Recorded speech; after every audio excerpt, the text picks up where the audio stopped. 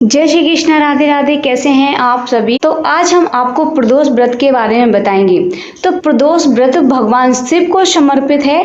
अगर आप भगवान शिव और माता पार्वती के आशीष से जीवन में सुख समृद्धि पाने की कामना करते हैं और जीवन के उपरांत मोक्ष प्राप्त करना चाहते हैं तो यह व्रत आपके लिए अत्यंत ही लाभकारी सिद्ध होगा।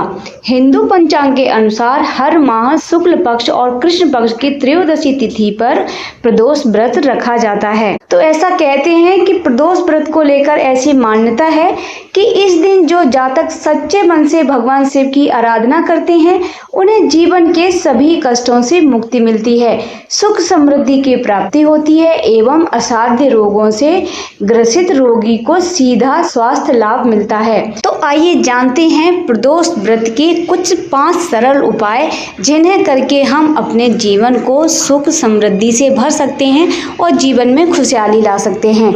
तो नंबर 1 है संतान सुख के लिए। किसी भी दंपति के जीवन में संतान सुख किसी आशीर्वाद से कम नहीं होता है। संतान सुख का यह आशीष अगर आप प्राप्त करना चाहते हैं तो प्रदोष व्रत के दिन शिवलिंग पर पंचामृत का अभिषेक जरूर करें। पंचगव्य को हिंदू धर्म में बेहद ही पवित्र माना गया है। यह दूध, दही, घी, गौमूत्र और गाय के गोबर जैसी पवित्र चीजों के मिश्रण से बनता है। इससे शिवलिंग का अभिषेक करने से भगवान शिव का आशीष मिलता है और संतान सुख की प्राप्ति होती है। नंबर 2, नौकरी में पदोन्नति और धन प्राप्ति के लिए। तो जीवन में धन प्राप्ति और नौकरी में पदोन्नति प्राप्त करने के लिए प्रदोष व्रत के दिन भगवान शिव को कनेर के फूलों की माला अर्पित करनी चाहिए। इससे सफलता के नए आयाम खुल जाते हैं।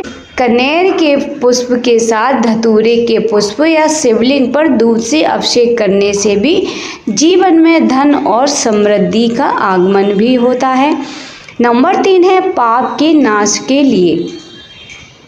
मनुष्य जाने अनजाने में कई अनैतिक कृत्य कर देता है और पाप का भागीदार बन जाता है। भगवान शिव की भक्ति आपको इन पापों से मुक्ति दिलाएगी। पापों के नाश के लिए भोलेनाथ को बेलपत्री अवश्य ही समर्पित करें।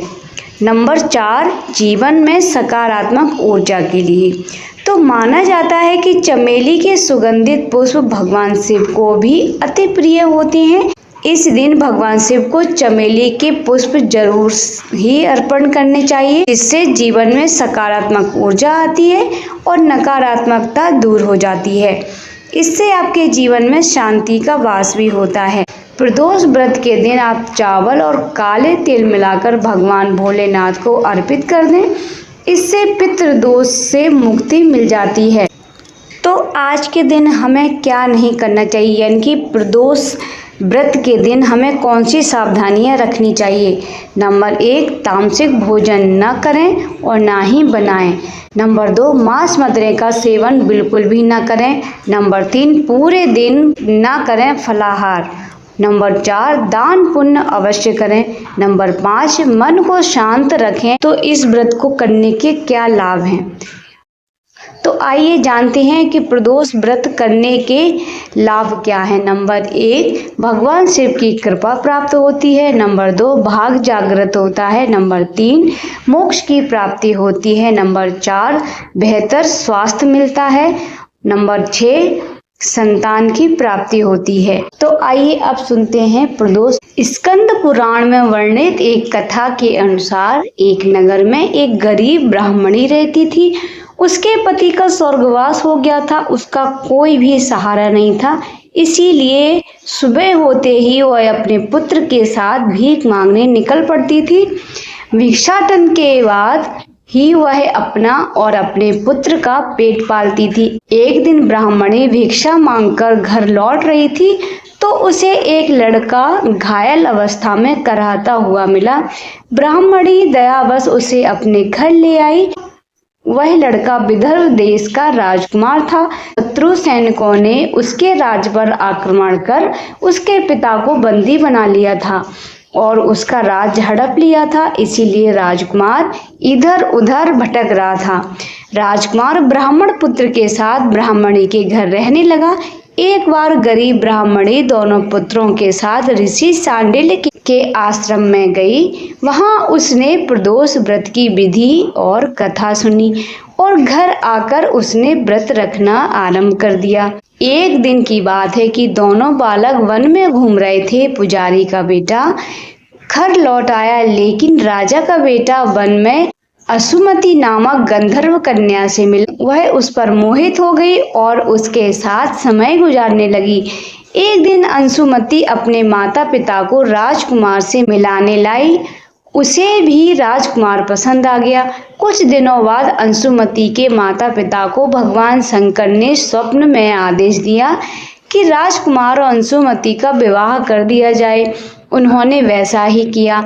ब्राह्मणी प्रदोष व्रत करती थी। उसके व्रत के प्रभाव से गंधर्व राज की विशाल सेना की सहायता से राजकुमार ने विदर्भ के शत्रुओं को खदेड़ दिया और पिता के राज्य को पुनः प्राप्त कर लिया। युद्ध जीतने के बाद राजकुमार विदर्भ का राजा बन गया। उसने पुजारी की पत्नी और उसके बेटे को भी राजमहल में बुला लिया और आनंद पूर्वक रहने लगे। राजकुमार ने ब्राह्मण पुत्र को अपना प्रधानमंत्री नियुक्त कर दिया। अंशुमति के पूछने पर राजकुमार ने उसे प्रदोष व्रत के बारे में बताया। इसके बाद अंशुमति भी नियमित रूप से प्रदोष व्रत रखने लगी। इस व्रत से इन लोगों के जीवन में सुखद बदलाव आए। ब्राह्मणी के प्रदोष व्रत के प्रभाव से जैसे राजकुमार और ब्राह्मण पुत्र के दिन फिरे, वैसे ही शंकर भगवान अपने दूसरे भक्तों के दिन भी फिरते हैं। तो इस दिन व्रत करने वाले सभी भक्तों को यह कथा अवश्य ही पढ़नी और सुननी चाहिए। तो भक्तों, ये थी आज के प्रदोष व्रत की कथा, जो कि आज बुधवार है। तो बुधवार को पढ़ने वाली प्रदोष को हम बुध प्रदोष के नाम से जानेंगे। तो ऐसी ही अगली कथा के साथ में मिलते हैं। तब तक के लिए जय श्री कृष्ण, राधे राधे, श्री हरिदास।